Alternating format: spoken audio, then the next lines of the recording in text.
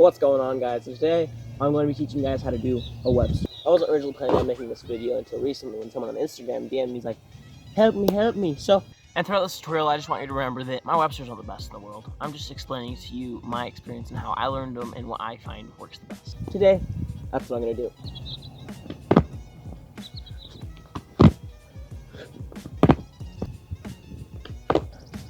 Right now I'm not too warmed up, but there are a few examples. In this tutorial, I'm going to be going over the things that you want to be focusing on when doing a Webster.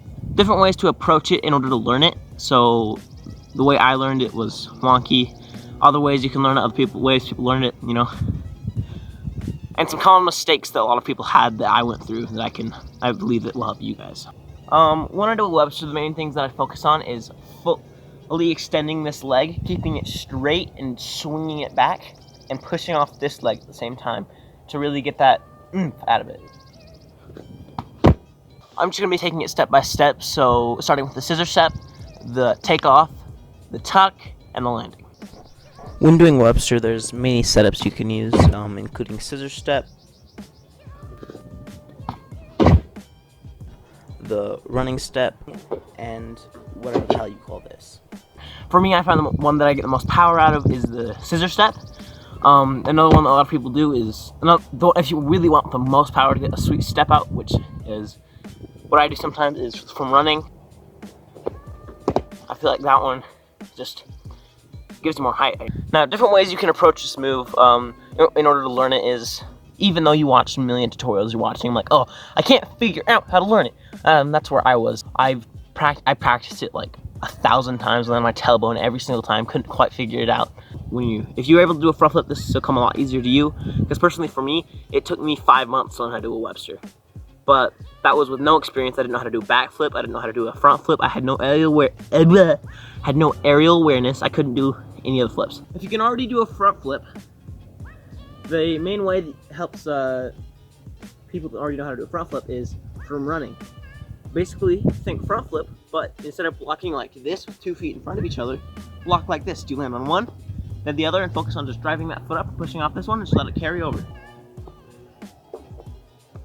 If you can't do a front flip like me and you're degenerate, the way that I learned it personally was by learning a Webster side and then progressing it from there. A Webster side is basically where you do a Webster, except right as you're taking off, you turn your chest. And I find this one a lot easier because you kind of just like fling yourself up and then tuck, and it works out.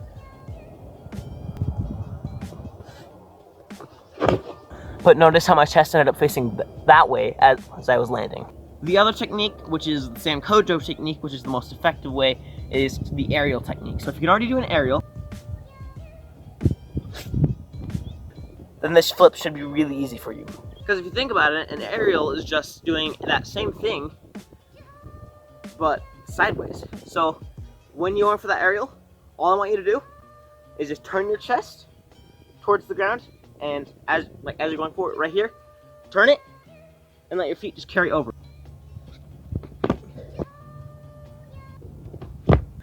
If you want more information on that one, go to Sam Kojo's tutorial, Kojo's Trick Lab.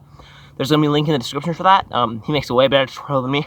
Some of the mistakes that I see that a lot of people have are not grabbing that front leg. So when they go for it, instead of just grabbing one leg like this, or how I do it is I grab them both like this, but this one's the main leading one, is they tuck they turn it into a front flip halfway through.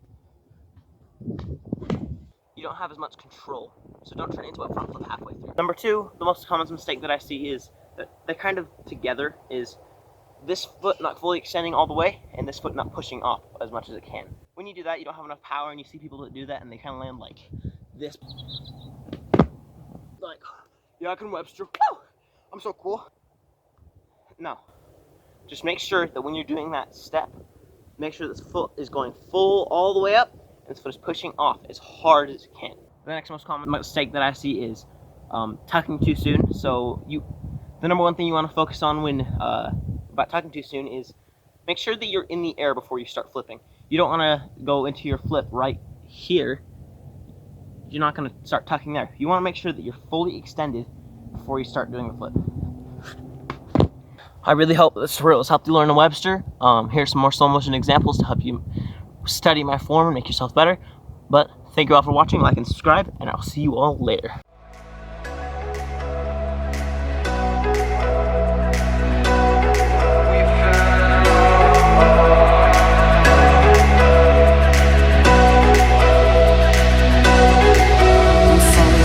Of your fingers down to the soles of your feet, a glimmer in your skin that I can't believe. And take a trip to the sea.